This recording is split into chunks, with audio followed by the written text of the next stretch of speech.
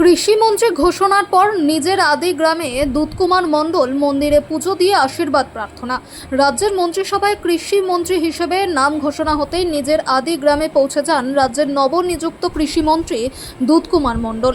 যে গ্রামে ছোটবেলা থেকে চাষবাস করেই বড় হয়ে উঠেছেন তিনি, সেই গ্রামে উচ্ছ্বাসে ফেটে পড়েন গ্রামবাসীরা। গ্রামে পৌঁছেই ঢাকঢোল ও উলুধ্বনির মধ্য দিয়ে গ্রামের বামা কালী ও অন্নপূর্ণা মন্দিরে পুজো দেন তিনি। মায়ের আশীর্বাদ নিয়ে এলাকার মানুষের জন্য আরও ভালোভাবে কাজ করার বার্তাও দেন কৃষিমন্ত্রী।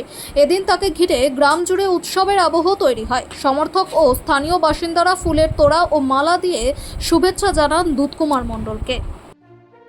মুখ্যমন্ত্রী শুভেন্দু অধিকারীর ক্যাবিনেটে স্থান পেয়েছেন বীরভূমের দক্ষ সংগঠক দুধকুমার মণ্ডল।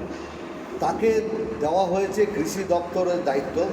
তার দিকেই তাকিয়ে গোটা রাজ্যের কৃষক সমাজ, কৃষকদের সামাজিক ও আর্থিক উন্নতিতে কী ভাবছেন আমাদের মন্ত্রী? বাংলার বিভিন্ন জেলাতে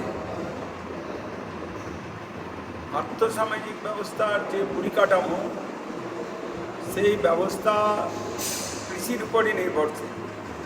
কৃষির মাধ্যমে কর্মসংস্থান গ্রাম বাংলার মানুষের বেশিরভাগই হয়। কৃষি আমাদের ভিত্তি। পশ্চিমবাংলার অনেক এলাকা আছে যে এলাকায় কৃষিকাজের জন্যে জলের পর্যাপ্ত যোগান নেই এবং সময় মতো জল যেটা সেচ ব্যবস্থার মাধ্যমে কৃষকরা পায় সেটার কথা, এবং কৃষক তার ন্যায্য ফসলের দাম এবং আধুনিক পদ্ধতিতে শুধু একই রকম চাষ নয়, কম জলের মাধ্যমে যেসব ফসল বেচে কৃষকরা অনেক বেশি আয় করতে পারে তেমন ব্যবস্থা, আধুনিক প্রযুক্তি ব্যবহার এবং উন্নত মানের আজকে এই প্রযুক্তিকে কাজে লাগিয়ে কৃষিকাজের সঙ্গে যুক্ত গ্রামের গরিব ক্ষেতমজুর মানুষ, যা 75% মানুষ, সেই মানুষগুলোর কথা আমাদের মাথায় নিয়ে এগোতে হবে। আর একটা সর্বোপরি জিনিস, এই কৃষিকাজের সঙ্গে আমরা যে সার এবং ব্যবহারটা করি, রাসায়নিক সার এবং কীটনাশক ওষুধ, যা জীবন মানুষের সঞ্চয় হয় এই ওষুধ ব্যবহার করাকালীন, এবং ফসলের মাধ্যমে কৃষকরা সেই বিষ অনেকটাই তাদের শরীরে যায়। গরু পশুপালন যারা করেন তাদের এই খড় ও গরুকে খাওয়ানো হয়। সেই জন্য আমাদের লক্ষ্য রাখতে হবে এমন কোনো হানিকর ওষুধ প্রয়োগ না করে যাতে ফসল আরও ভালো হতে পারে। অন্যান্য জৈব সার এবং জৈব কীটনাশক ওষুধের প্রয়োগ বাড়িয়ে বাংলার কৃষক সমাজকে আমাদের বাঁচাতে হবে।